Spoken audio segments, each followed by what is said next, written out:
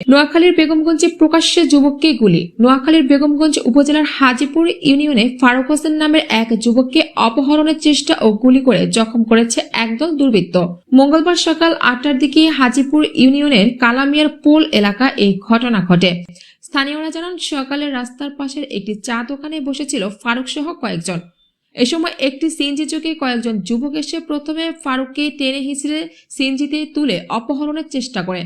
ফারুক তাদের সাথে ধস্তাধস্তি করলে তাকে সিএনজিতে তুলতে ব্যর্থ হয় দুর্বৃত্তরা।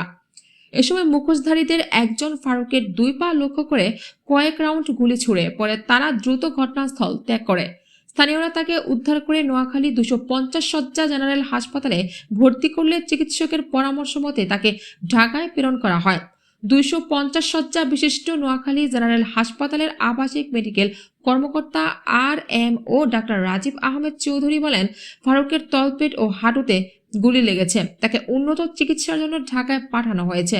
বেগমগঞ্জ মডেল থানার পুলিশ পরিদর্শক ওসি তদন্ত হাবিবুর রহমান জানান, সন্ত্রাসীরা ওই যুবককে তুলে নেওয়ার চেষ্টা করে ব্যর্থ হয়ে গুলি করে পালিয়ে যায়।